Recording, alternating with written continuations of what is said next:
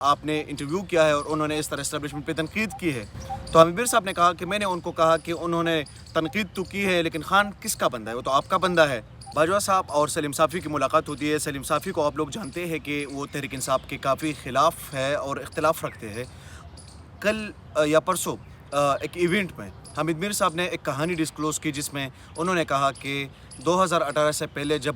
نئی حکومت کی پلاننگ ہو رہی تھی اور الیکشنز ہو رہے تھے، اس سے پہلے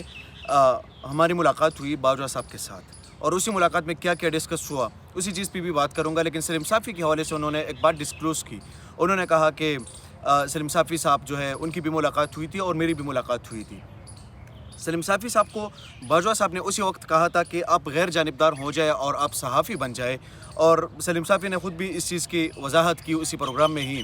کہ میری اور ان کی بحث ہوتی تھی اسی چیز پر کہ آپ مجھے کہتے تھے کہ آپ صحافی بن جائے، آپ غیر جانبدار ہو جائے، اور آپ پی ٹی آئی کے بغض میں مبتلا ہے، اور میں ان کو کہتا تھا کہ آپ بغض نواز میں مبتلا ہے، اور مجھے کہتا تھا کہ آپ بغض عمران میں مبتلا ہے۔ تو انہوں نے کہا کہ میں مبتلا تھا یا نہیں تھا وہ ایک اور چیز ہے، لیکن میں ان کو کہتا تھا کہ جو پروجیکٹ آپ لانچ کر رہے ہیں یہ پروجیکٹ ٹھیک نہیں ہوگا اور یہ آپ لوگوں کے گلے پڑ جائے گا، اور اس پر سلیم صافی صاحب کے ایک کتاب بھی وہ لکھ چکے ہیں۔ اور اسی ہی بات پر جب ان کے ساتھ اسی ملاقات میں، یہ پہلی والی ملاقات تھی الیکشن سے، جب حامد میر نے خان صاحب کا انٹرویو بھی کیا تھا،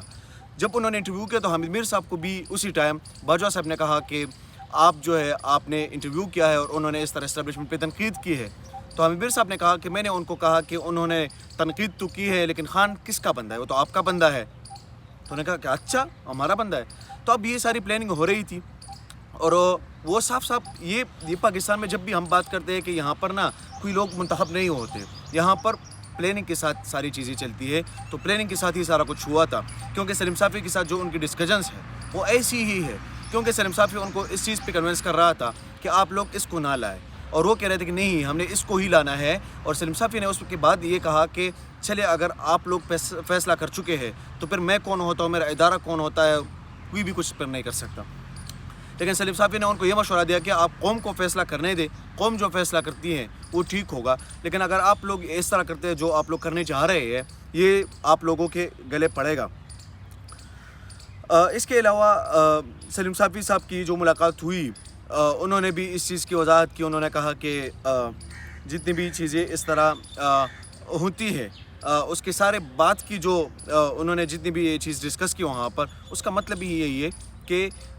آپ لوگ ہی لوگوں کو منتخب کرتے ہیں، آپ لوگوں کی سلیکشن ہوتی ہے، اور یہ آپ لوگوں کو سلیکٹ کرتے ہیں، اس کے بعد جب بھی آپ کا دل چاہے تو آپ اس کو اس طرح ہٹا بھی دیتے ہیں راستے سے، جس طرح 9 اپریل کا واقعہ ہوا اور خان صاحب کو جس طرح حکومت سے ہٹایا گیا اور ان کی حکومت کی چھٹی کرا دی گئی، یہ ساری چیزیں جو ہے وہ آپ لوگوں کے سامنے ہیں۔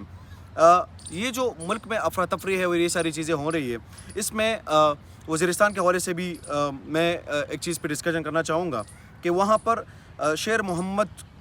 جو ہے ان کو شہید کر دیا گیا ہے۔ ان کے حوالے سے منظور پشتین کا ایک ٹویٹ آیا ہے، انہوں نے کہا کہ شیر محمد کو نامعلوم افراد نے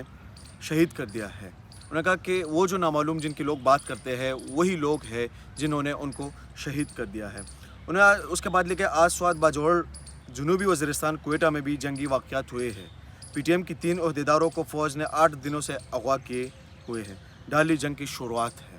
اب اس طرح کے واقعات بھی ہو رہے ہیں اور دن بدن اس طرح کے واقعات میں اضافہ بھی ہو رہا ہے۔ یہ جو جتنی بھی واقعات سامنے آ رہی ہے اسی ملک کا ہی نقصان ہے، چاہے اس کا تعلق جس بھی ریجن سے ہو، چاہے اس کا تعلق جس بھی ایتھنیسٹی سے ہو، لیکن سارا جو نقصان ہے وہ اسی ملک کا ہی نقصان ہے۔ انشاءاللہ ایک نئے ولاگ میں دوبارہ ملاقات ہوتی ہے۔ بہت شکریہ۔